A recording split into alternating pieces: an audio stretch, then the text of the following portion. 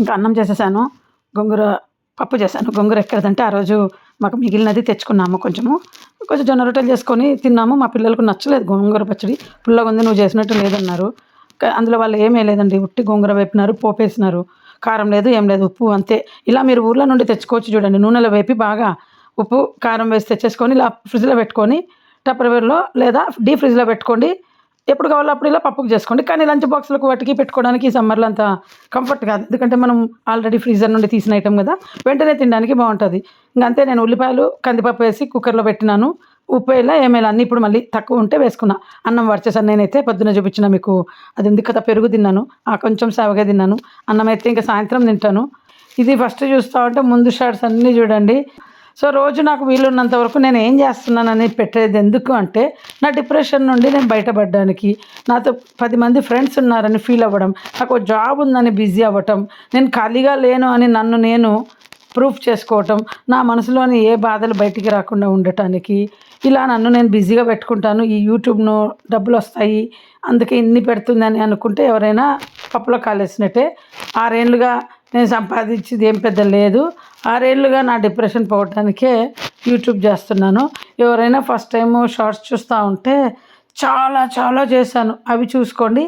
ఇంకెక్కువ ఉన్నది టపర్వేర్లో పెట్టేసాను. ఆ పప్పు ఫ్రిడ్జ్లో పెట్టుకున్న, బయట ఉన్న బౌల్ ఒకటి వాడేస్తాం. అది అయిపోయినాక మళ్ళీ, ఎందుకంటే ఇవాళ గురువారం కదా, ఇంకా మా పిల్లలు ఇద్దరికి వస్తుంది. నేనైతే రాత్రి తింటాను. ఇంకా తింటానో లేదో తెలియదు, ఎందుకంటే బయట డాక్టర్ దగ్గరికి వెళ్ళాలి. వస్తూ ఏదైనా నాకు తినాలనిపిస్తే తినేసి వస్తా.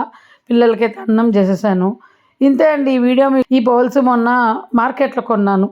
ఒకటి కొంటే 75 రూపాయలు, 2 కొంటే 100 రూపాయలు అంటే 2 కొన్నాను. ఇంకా హాస్పిటల్ వెళ్ళేటప్పుడు చపాతి పిండి తడిపి పెట్టేశాను. ఇంకా వచ్చాక మా ఆయనకు చపాతీలు చేసి ఇచ్చి మిగిలినది ఫ్రిడ్జ్లో పెట్టాను. మా పిల్లలైతే అన్నమే తిన్నారు. నేను కూడా ఇంకా ఒక చపాతీ తిని అన్నం తిన్నా. మొన్న అవి పగిలిపోయినాయని మా పాప చేసిన క్లే మోల్డ్ తర్వాత నేను ఒక కప్పు పగిలినది చూపించినాను కదా, ఆ 2 పగిలినప్పుడు సేమ్ ఉన్నాయి సైడ్లో పగిలిన ప్లేస్లో. అప్పుడు మా పాప అన్నది ఇవి కూడా అట్లే ఉంటాయేమో ఈ కప్పులు, నువ్వు తెచ్చుకుంటుంటావు కదా మార్కెట్లో, ఇవన్నీ కూడా దాంతో చేసినట్టే అనిపిస్తుంది అని చెప్పింది. కరెక్టో కాదో తెలీదు. ఇంకా మా పిల్లలు ఇద్దరు గోంగూర పప్పు తినలేదండి. వాళ్ళకంట పచ్చడితో చేసిన పప్పు వద్దంట, నువ్వు డైరెక్ట్ ఆకు చేస్తే తింటామని. తింటే తినండి లేకుంటే చేసుకొని తినండి అన్న. వాళ్ళు ఏది తిన్నారో నాకు తెలీదు. నేనైతే హాస్పిటల్కి వెళ్ళి వచ్చేసరికి నాకు డాక్టర్ ఏమన్నా అంటే బయట ఫుడ్ తినొద్దు అన్నాడు. నాకు ఆర్థరైటిస్ వాతం ఉంది కదా, వాతం ఎక్కువైంది, స్వెల్లింగ్ ఎక్కువైందని డాక్టర్ దగ్గరికి వెళ్తే బయట ఫుడ్ తింటే ఇవన్నీ పెరుగుతాయి, 2 నెలలకో 3 నెలలకో ఒకసారి తినాలి అన్నాడు. ఎప్పుడు తింటామంటే వారానికి ఒకరోజు స్నాక్ ఫుడ్ తింటామన్నా. ఇదన్నమాట.